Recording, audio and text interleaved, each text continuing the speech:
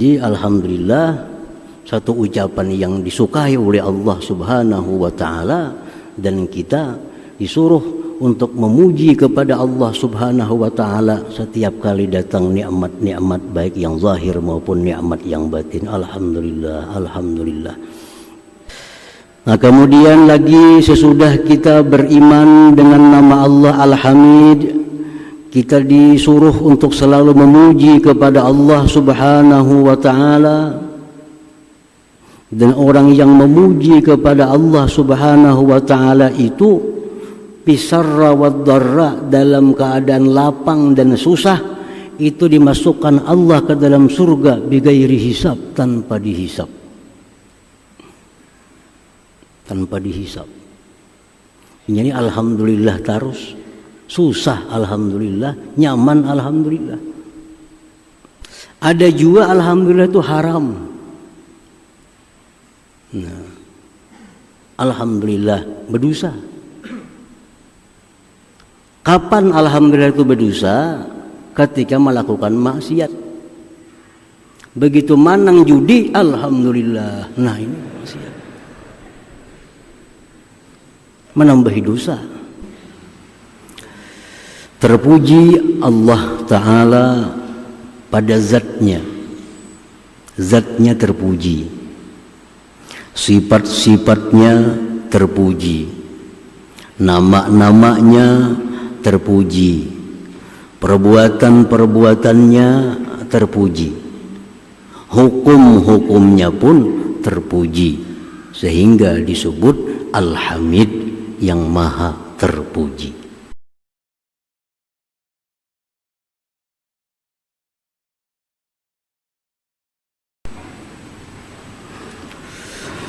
Bismillahirrahmanirrahim.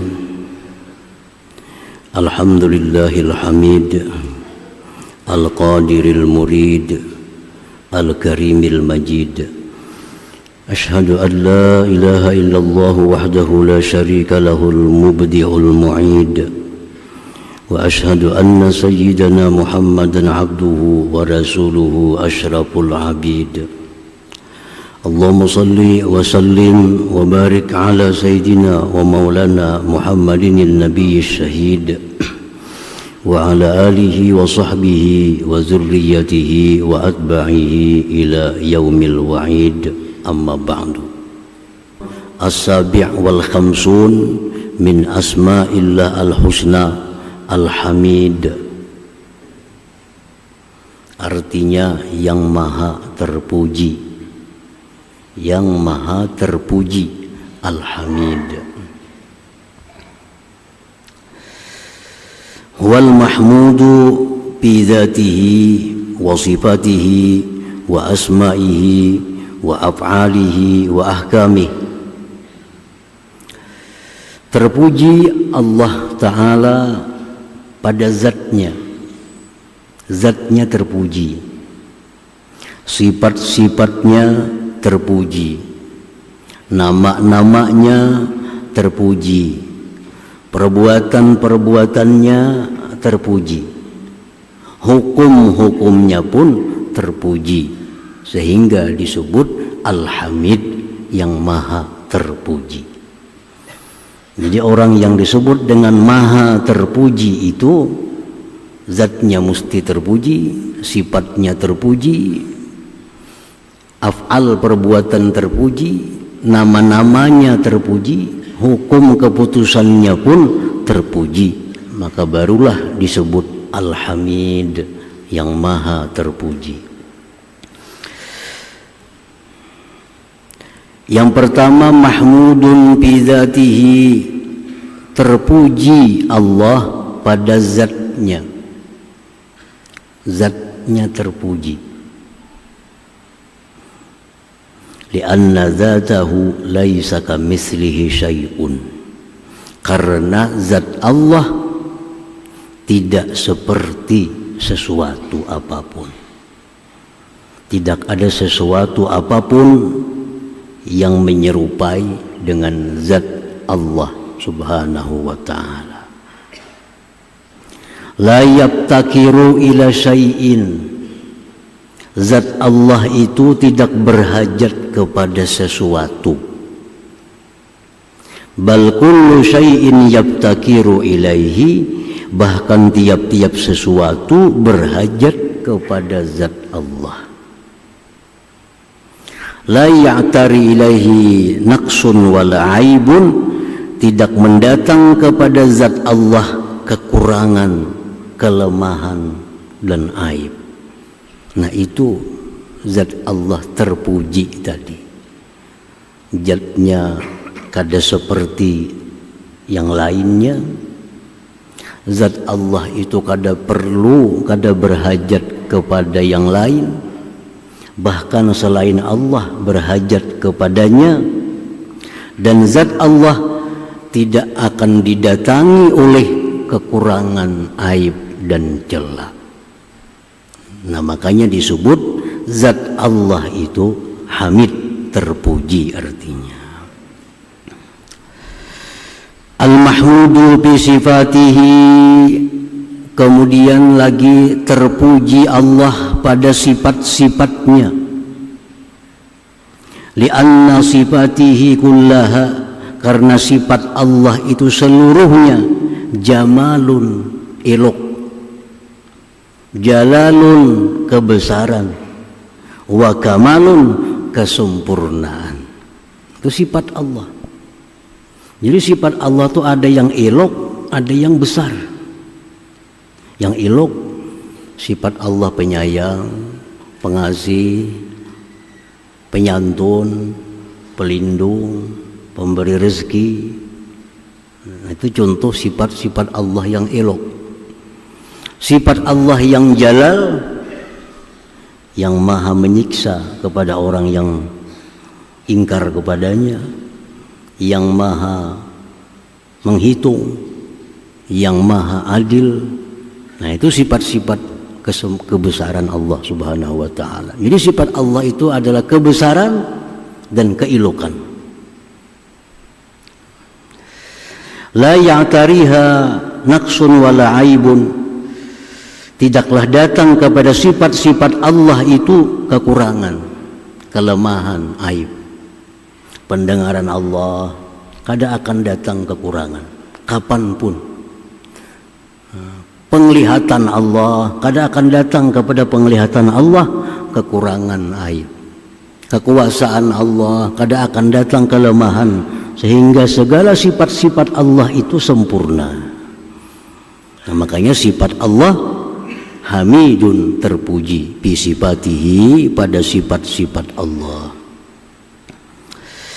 Al-mahmudu bi asma'ihi, terpuji nama-namanya. Nama Allah maha terpuji. Makanya disebut Asmaul Husna. Artinya apa?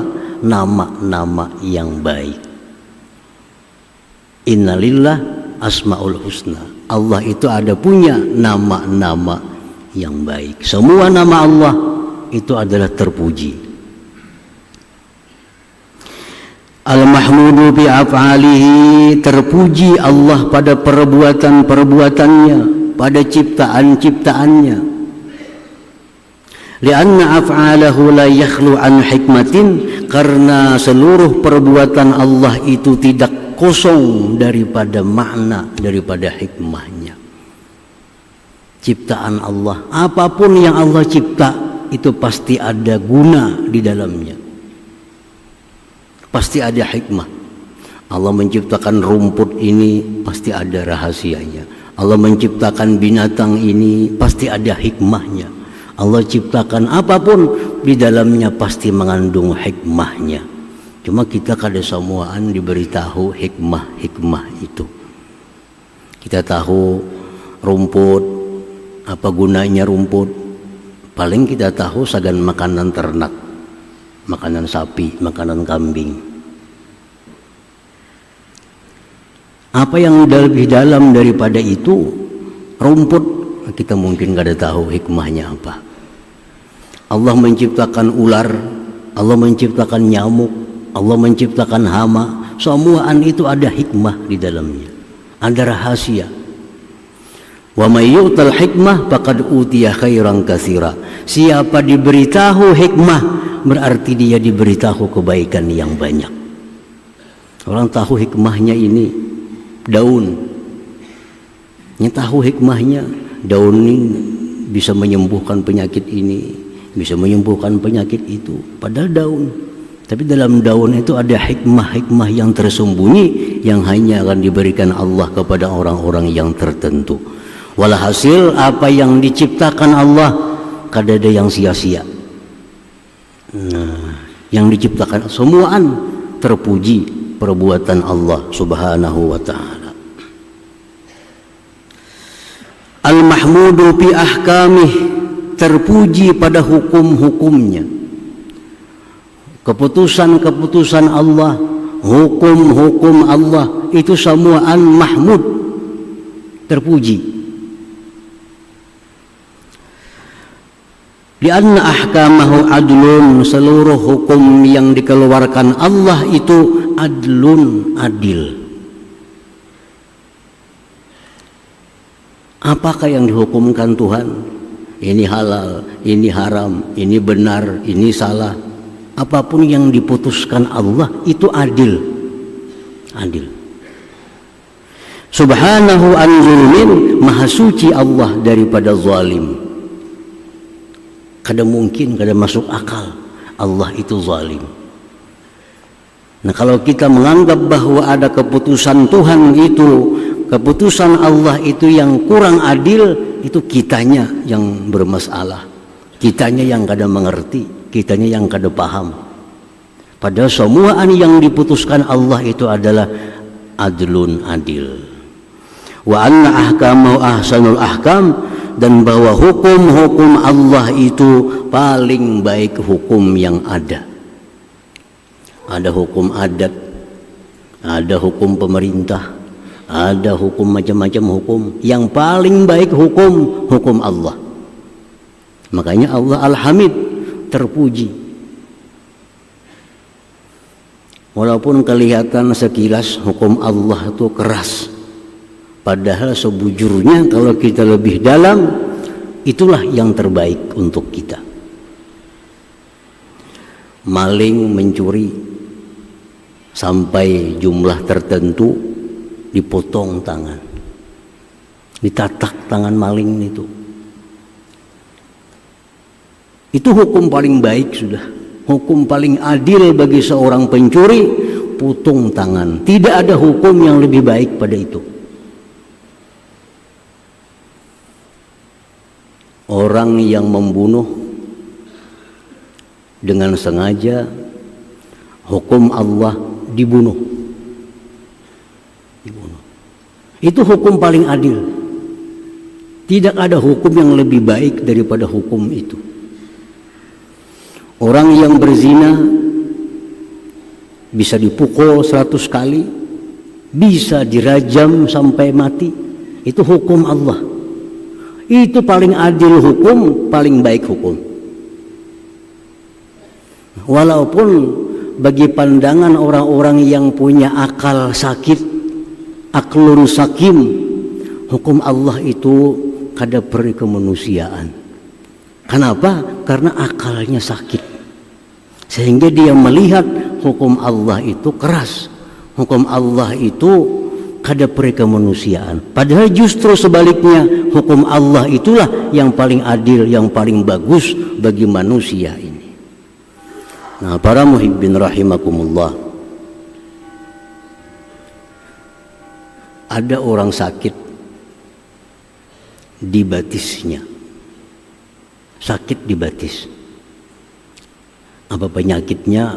Ngarannya, dokter menilai penyakit di batis ini kalau kada dipotong batisnya nih menjalar kena ke seluruh tubuh.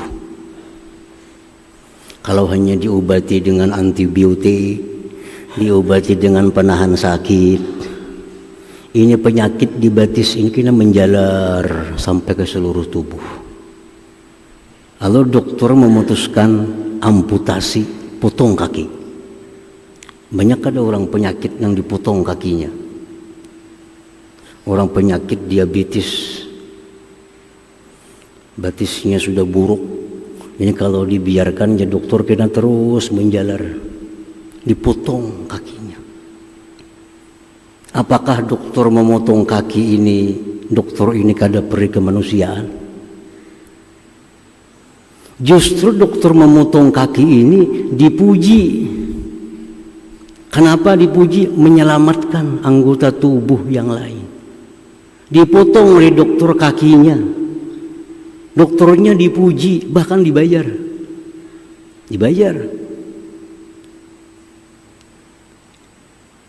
Siapa ada madahkan dokter kejam mana memotong batis orang?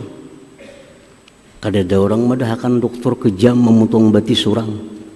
Kenapa? Kalau dibiarkan batis yang rusak itu menjalar seluruh tubuh. Tindakan paling baik potong. Nah demikian Allah Subhanahu wa ta'ala, manusia ini ummatan wahidah. Manusia ini satu kesatuan. Kal jasadil wahid, manusia seperti satu jasad, seperti sebatang tubuh. Itu manusia. Nah manusia yang pembunuh, manusia penzina,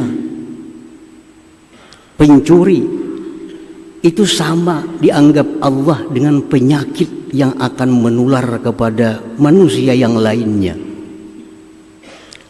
Lalu Allah amputasi. Orang membunuh, bunuh. Orang berzina, rajam. Pencuri, potong tangannya. Supaya apa? Supaya penyakit ini jangan menjalar kepada yang lain-lainnya. Sehingga melihatku, maling tatak tangan ada wani mencuntan. Ada orang berzina ketahuan dibunuh, kada wani berzinanya, macam dibunuh orang. Nah orang-orang penzina, pembunuh, maling itu ada penyakit diabetes mellitus yang membahayakan lainnya kalau orangnya dibiarkan hidup. Walaupun dimasukkan dalam penjara, itu penahan sakit saja. Karena keluar ia pulang kenanya. Nah makanya Allah Subhanahu wa ta'ala melihat manusia ini satu kesatuan, ada penyakit yang bakal menular kepada yang lainnya, singkirkan ini orang untuk menjaga manusia yang banyak diselamatkan. Nah sungguh adil hukum Allah Subhanahu wa ta'ala itu. Kenapa banyak maling? Padahal sudah dihukum sekian bulan, sekian tahun di penjara. Itu bukan hukum Allah. Kada ada ipik jeraknya itu kada ada. Coba kalau orang-orang korupsi itu, kalau orang korupsi tatak tangannya, kada banyak lagi orang korupsi berpikir dua kali, berpikir yang tatak tangan. Cuma karena hukumannya hanya dalam penjara, diberi makan, diberi minum, garing diobati, orang dalam penjara keluar. Dan yang di luar pun kada ada takutan untuk masuk penjara itu. Nyaman pada di luar. Di luar berpikir cari duit, dalam penjara beri makan orang. Nah hukum Allah tidak demikian. Hukum Allah itu memberikan ipik jerak sehingga umat yang lain ini selamat daripada penyakit yang menular ini. Yang terakhir kita dengar negara Brunei Darussalam. Negara Brunei akhir-akhir ini melakukan undang-undang bahwa LGBT, homosek dirajam sampai mati. Dirajam. Setelah raja mengeluarkan keputusan itu, maka orang-orang waria kabur dari Brunei semuaan, bukahan kemananya. Takutannya. LGBT Brunei kabur meninggalkan Brunei. Nah, hanya diumumkan undang-undang LGBT dirajam. Nah itu maksud Allah Subhanahu wa ta'ala, menyelamatkan jutaan manusia lebih penting daripada mengurus yang seekong dua ekong nih. Nah itu adil ngarannya. Bukan kada adil hukum Allah. Nah, hukum Allah itu hamid, terpuji. Apa yang dihukumkan Allah pasti terbaik. Kenapa terbaik? Karena yang maulah manusia ini Allah. Yang tahu kebaikan manusia Allah. Yang tahu kecelakaan kebinasaan manusia Allah. Tentu hukum Allah itu pasti paling baik hukum bagi manusia.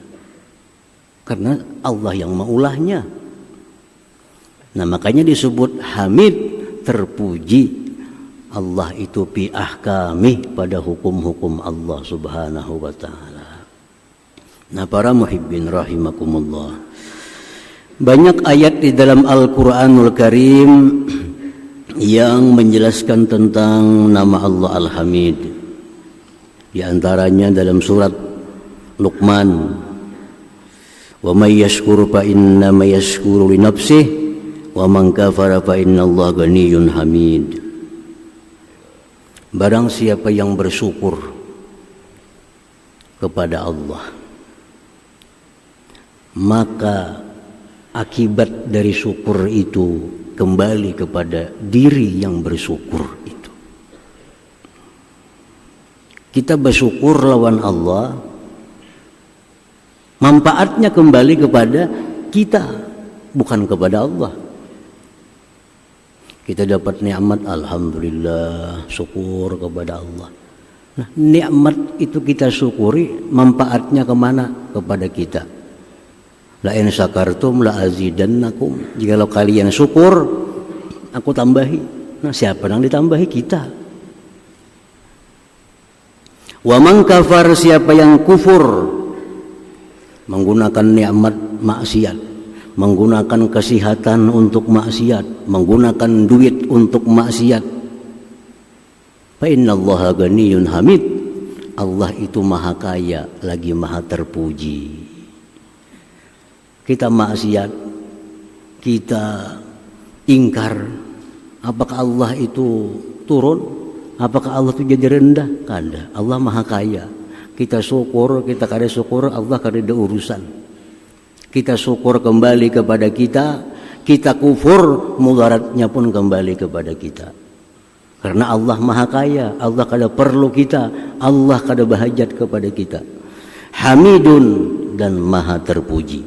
Nah, banyak dalam Quran ayat-ayat Allah yang bicara tentang Hamid, yang maha terpuji ini. Para muhibbin rahimakumullah, al-mu'min bismillahilhamid, orang yang percaya beriman dengan nama Allah Al-Hamid, ayyakuna hamidan lillah, bahwa adalah dia itu memuji bagi Allah. Nah, kalau Allah itu sudah diyakini maha terpuji, tentu kita ini sering memuji kepada Allah Subhanahu wa ta'ala, suka memuji kepada Allah. Rasulullah bersabda, innallah yuhibbul hamda yuhmadu bih yusibu hamidah. Allah itu menyukai pujian, yang dipuji dia dengan pujian itu, dan dia beri pahala orang yang memujinya itu. Kalau kita memuji Allah, kita dapat pahala. Memuji manusia kada tentu bisa dapat dosa. Kalau muji Allah, Allah jamin dapat pahala. Yusibu hamidah, Allah beri pahala orang yang memujinya. Para ulama mengatakan memuji Allah itu ucapannya alhamdulillah bisa, nahmadullah bisa, walillahilham bisa, sama artinya memuji Allah. Nah, memuji Allah itu, mengucap alhamdulillah itu, ujar para ulama, ada tempat-tempatnya. Ada kita mengucap alhamdulillah itu wajib. Contohnya dalam sembahyang, alhamdulillahi rabbil alamin. Tak tinggal alhamdulillah pada sah sembahyangnya. Nah, dalam khutbah Jumat wajib juga memuji Allah, alhamdulillah. Ada memuji Allah itu sunat hukumnya. Nah, sunat ini yang diperbanyak. Seperti habis makan, alhamdulillahilladzi at'amani hadza min ghairi haulin minni wala quwwah. Nah, itu sunat. Orang makan berpahala, yaitu itu untuk makan alhamdulillah sekurang-kurangnya situ. Yang panjang lagi, alladzi at'amani hadza wa razaqanihi min ghairi haulin minni wala quwwah. Makan kenyang, pahala dapat. Di dunia akhirat tuh. Kalau makan kada alhamdulillah bang, kenyang aja ada pahalanya. Habis bersin, habis wahin, tuntung wahin, alhamdulillah. Tapi sampai 3 kali aja. Alhamdulillah, wahin lagi, alhamdulillah, wahin lagi, alhamdulillah. Keempat kali, yang alhamdulillah, ampi alhamdulillah. Itu penyakit ngarannya. Kadang jadi suruh memuji Allah lagi. Alhamdulillah. Habis wahin, alhamdulillah. Habis guring, alhamdulillah. Alladzi ahyana ba'da ma amatana wa ilaihi nusyur. Habis guring, alhamdulillah, berpahala guringnya.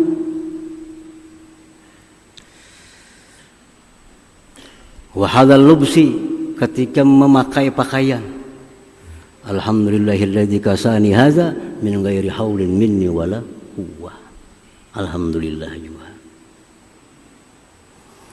Dan setiap dapat nikmat, baik nikmat zahir, baik nikmat yang batin, alhamdulillah, alhamdulillah.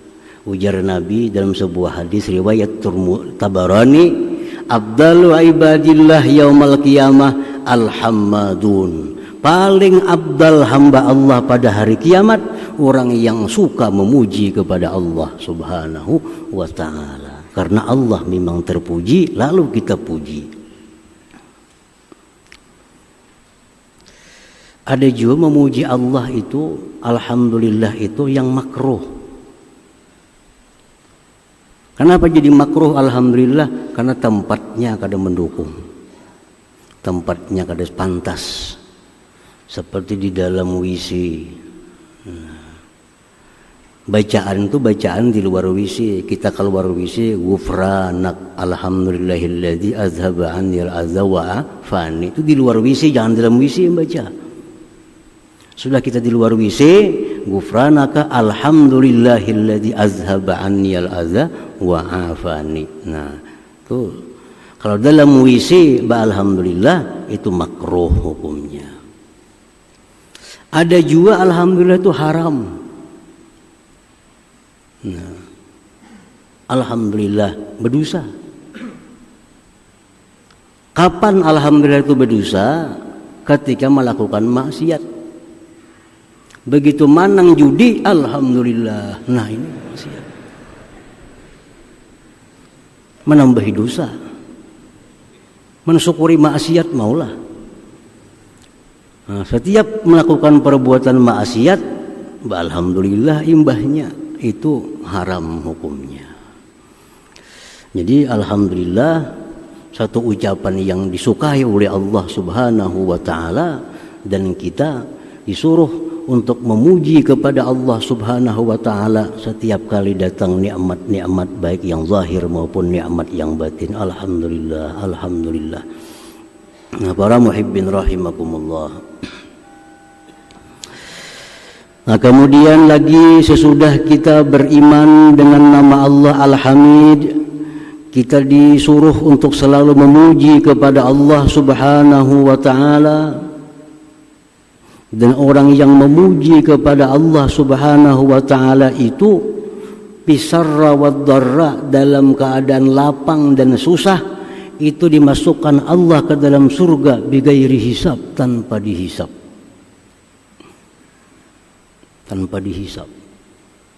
Jadi alhamdulillah terus, susah alhamdulillah, nyaman alhamdulillah, kehilangan alhamdulillah.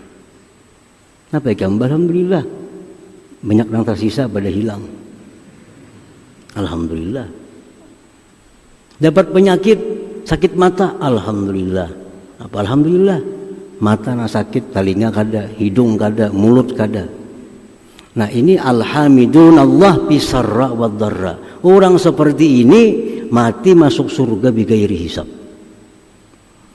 Dalam sebuah hadis dikisahkan, ada sekelompok orang tiba-tiba berada di hadapan surga. Tiba-tiba di hadapan surga. Orang masih sibuk di padang mahsyar. Ada yang disidang, ada yang ditimbang, ada yang lewat titian. Ini kada. Sampai di muka surga. Dia malaikat, apakah engkau sudah dihisab? Kami kada tahu hisab. Sudahkah ditimbang? Kami kada tahu timbangan.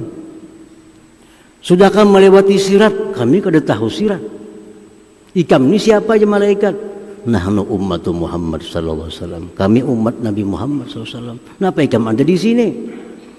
Sekalinya orang ini alhamidun Allah bisarra wad dharra. Orang yang selalu memuji Allah dalam keadaan lapang maupun dalam keadaan susah tadi.